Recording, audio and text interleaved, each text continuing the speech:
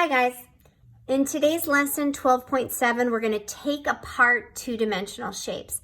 So we've been seeing shapes in shapes, we've been putting shapes together, and now we're going to take apart two-dimensional shapes. Go ahead and turn the page.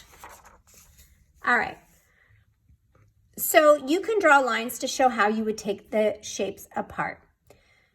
So if we had a circle and we wanted to make two half circles, we could take them apart by cutting them right down the middle. So go ahead and draw that line to show how you would take them apart. Now, we're going to be doing some more of that. Draw a line to show the parts. So we want to show two rectangles. So look at your shape, draw a line. You could either draw it this way like I did here or down this way, but show two rectangles. All right, for number 2, we want to make two triangles. In this square, you are going to draw two triangles. You're going to take that square apart to make two triangles. So there we go. We've made two triangles. Alrighty, for number 3, you're going to take this rectangle apart and make two squares. So draw your line where you could do to cut and make two squares. So if I wanted to take the rectangle and make two squares, I would do it right down the middle. Now I have two squares. Now, this one might be a little bit different because you think, I want to make two triangles that look just like this, where all the sides are the same length.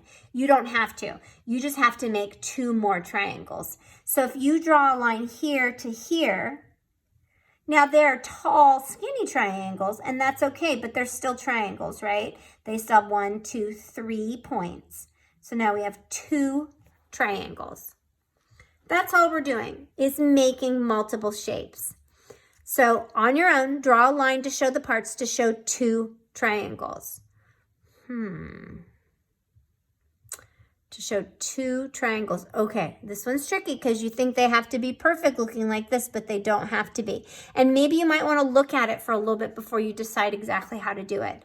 But I think I want to have two triangles, so I need to have two shapes with three sides. So if I draw a line from here to here, now I have this triangle right here on the top. And then I have this triangle at the bottom. I have two triangles. All right, show two rectangles. So in this case, I'm going to draw a line from here all the way across. And now I have two rectangles. I didn't want to draw it in the middle, though I could have done it that way too, right? Anyway. All right, so now I want to show one rectangle and one square. So to do that, my line can't be in the middle because then I'd have two rectangles. I need to have a square, all the sides have to be the same length, right? Now you don't have to be perfect because none of us are perfect artists, but I kind of want it to be about the same. So I'm probably going to draw my line here, and then I will have a square, which this is kind of close to being all the same length, right? So now I have a square and a rectangle. All right. Now we've been working a lot with this shape here, the trapezoid, and a triangle. So you should be able to show me a triangle and a trapezoid in this on your own, especially after yesterday's lesson. The best way, if you remember, is just to chop the top off of the triangle. And now you have a triangle and a trapezoid. Okay, just like we were building yesterday, we were building and showing triangles. You should remember this now. I'm going to hold you to it. You can show three triangles, right? Like this. That's how we were building them yesterday. And then finally show two triangles and a trapezoid. So you kind of have to think about it a little bit. And with your pencil, you may have to do some erasing. But if I drew a line here, I have a triangle. But this is not the same as this, right? This is shaved off on this side, but this side also. So then I would draw up like this, right? You have two triangles and you have your trapezoid in the middle. If you get confused on this when you're working on your own, rewind and see how I created shapes in the shapes. If you watch it enough times, you'll start to see them on your own. Okay, so How many squares do you see? This is one of those tricky things. They give you these as you get older too, to have you kind of work with it and see.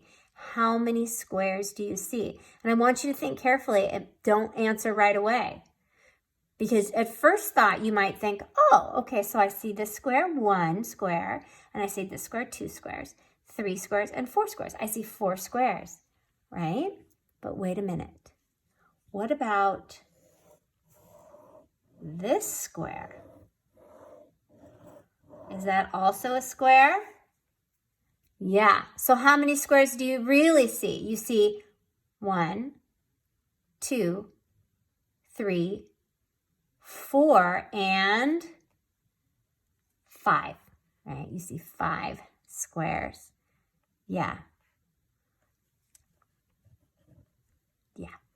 Okay, so draw a line to show the parts. Show 2 half circles. Do that right there. How would I show 2 half circles? Draw your line to show where you could get 2 half circles. You can do it. Go ahead and do it now. Yeah. If you did this to show 2 half circles, give yourself a pat on the back.